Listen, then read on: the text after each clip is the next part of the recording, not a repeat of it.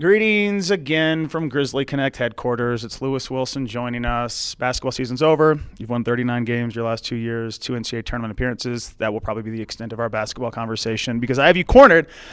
And every time I see you, you've got this almost professor of psychology approach where if I'm on the bus or I'm around you, I'm in my own little world, and you ask me a question, you always have the answer to it.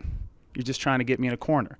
So I'm wondering, since you're a Mount Rushmore guy, you like to ask who's the Mount Rushmore of basketball coaches. You like to do this. I want to put you on the spot from a musical standpoint. If you're going to go Mount Rushmore of music, give me your artist. Give me your artist. Oh, well, of course, first and foremost, the George Washington of the music game is the king of pop. That would be one Michael Joseph Jackson. We'd have to give the Beatles their due, though I would fight it, but, okay, that's what they say. Frank Sinatra has to be there. So you got Jackson, the Beatles, and Sinatra. And I think that fourth spot may not have been written yet, but I got to put those three. If I was forced to go with a fourth act, I just say Motown, period. I'm a little confused because it wasn't, Theodore and the Roosevelts on Mount Rushmore. You've got to have an individual. You can't say the Beatles unless. Are you going to stamp the Beatles, or are you going to pick McCartney? How do you leave out Elvis? I'm not following you. You know what? You're absolutely right. If I had to do it right now, you got me. I would give Elvis the fourth spot. Okay, so I'll say Elvis. Thanks for the do-over. We'll give the king his just desserts. But the only one I really care about, to be honest with you, this conversation was over after I named the king of pop, so it doesn't matter. Yeah, you shut it down intellectually after you said, Mr. I was so giddy that I couldn't even think of anything else. But what's funny, though, is we always have these conversations about who the best is, and that seems to be a quality that athletes are always looking for. You don't see people wanting to be, Jeffrey Osborne or Bobby Womack, the well-known artists who had a long career, but are in that Shane Battier mode. Everybody wants to be the best. What is it about trying to find that athlete who is willing to not be the guy that gets all the recognition, but is always a part of a successful brand and program? I think people love notoriety, and I really think the money that comes with the notoriety of being quote unquote the best is what drives people. So you can understand that. It's pretty obvious. But the hard work of being a Jeffrey Osborne. The Los Angeles Lakers still use Jeffrey Osborne. Did you know that? To sing the Star Spangled Banner before every major playoff game. Yeah, they had it for Game 6 against Boston in 2008.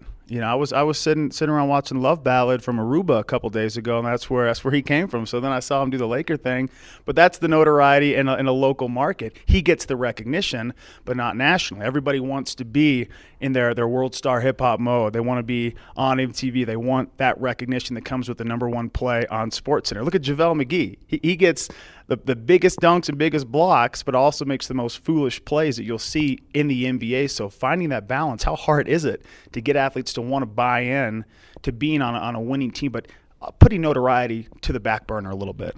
Well, I think that is very difficult, but I think that's the essence of coaching. You look at a guy like John Calipari, and a lot of people,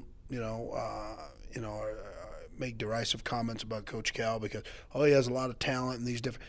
It is very difficult to get talented people moving all in one direction for the good of the group because, a team like Kentucky, any great team, there has to be a tremendous amount of unselfishness because you have to have great players to be a champion, right? So you have the talent. So then what the coach has to do is they have to get those people not only to play their best, but they have to sacrifice some of the things that they may want to do individually for the good of the team. And that's very, very challenging to do. It's even more difficult to get players not only to sacrifice and be more unselfish and buy into the team concept. It's very difficult to get players to understand that there's no instant gratification, that you don't just become great because you go and sleep with a basketball under your pillow and wake up and you're just the greatest player in your sport, whatever level you're playing. There's a tremendous amount of work that goes into that. And a coach that can get their players to work really hard individually on a daily basis and collectively as a team, and they can get people to buy in, those are the ones that get it done. I haven't been able to do that, by the way. Lewis Wilson approaching year 3 with the Adams State men's basketball team. But why isn't it fair for guys like me to look at a John Calipari and say he's had 2 Final Fours vacated? Even with the championship this year at Kentucky, there's always been a long list of questions connected with his success. I mean, have we reached that point where a coach like him is beyond scrutiny? No, I think you have every right to question whatever you want. However, I don't think it changes the facts. The fact is that he has a tremendous ability to do the thing that's most important in college athletics, which is to recruit and attract talent. And some people say, well, you cheat to do that. And that very well may be true, maybe not. Maybe they did vacate those things. I certainly am not suggesting that that's okay. I'm saying that he has an incredible ability to attract and recruit talent. So does Krzyzewski for long periods of time. And people act as if that's a curse. Oh, he can't coach, he can just attract talent. Well, I got news for you. That's the number one ingredient to being a good college coach is the ability to recruit, attract talent. Well, and then it becomes having talented players who understand what you're all about as a coach, to not take any remarks personally. And that seems to be a battle that all head coaches face early on. After 2 years of being a head coach, what have you learned about trying to get the best out of a player, challenging them, but trying to find a guy that just doesn't take it personally when you come after him? It's hard not to take something personal when it's directed to you specifically. So I think what you have to do as a coach is you have to find a way not to be personal. You tell kids, don't take it personal. But if I'm talking to you directly, it is personal. So I think it's more incumbent upon us as teachers and as coaches to find ways to motivate and teach without being personal. And I say that at the same time that's certainly an area of my coaching that I want to be better at, because you don't want to beat a young man down, but there are times when you have to get right in his grill and you got to let him know with passion how you feel, and there has to be a little urgency to you in order to get urgency from him.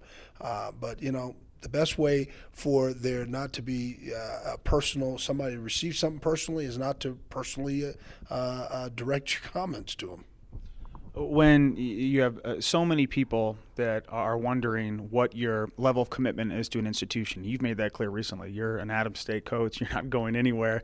But, I'd have referees coming up to me outside of games. Hey, what's going on with your coach? Are you going to be there next year? And it just seemed like people see success and always think it means, well, there's something awaiting that coach. They want to go somewhere else. And you've proven that that's not really your MO. When you've made it clear that stability is the name of the game, how does that help you with recruits and your coaches and everyone in the community once they realize you've been pretty clear and honest that this is where you want to be and you're not out there trying to throw your name in a hat for another job?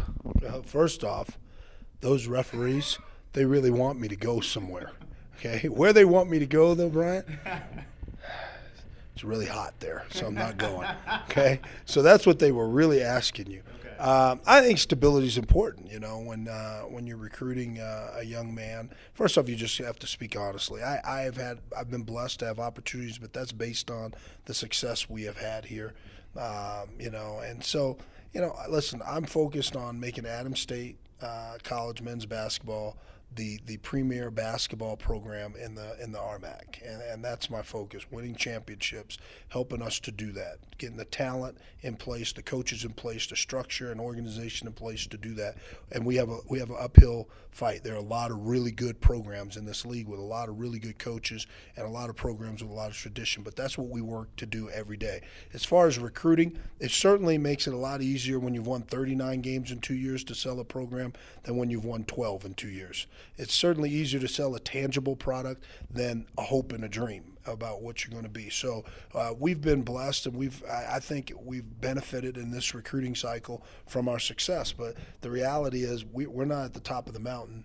We're not Metro State yet. We're not Colorado Mines yet, or even Fort Lewis, the 3 teams that have had the most success in this league, and that's what we aspire to do.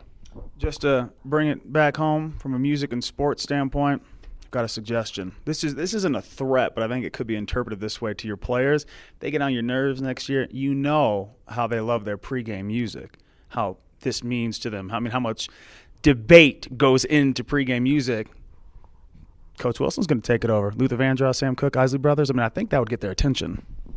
I'm thinking if you really want to get their attention, it would be more like we're going to be playing the Carpenters and the Bee Gees.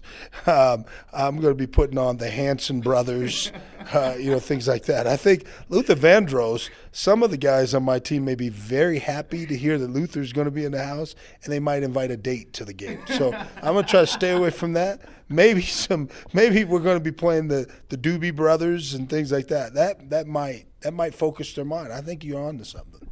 Good. They're going to call me a snitch for this. I feel like I've just ratted them out. Listen, the music's going to be blaring before Metro comes to town next year. It's going to be on the broadcaster. Coach, always a pleasure. Have a great offseason. Thank you, Brian. I appreciate it. It's Lewis Wilson, head coach, ASC men's basketball. Thanks again for joining us on KSPK's Grizzly Connect. We'll see you again soon.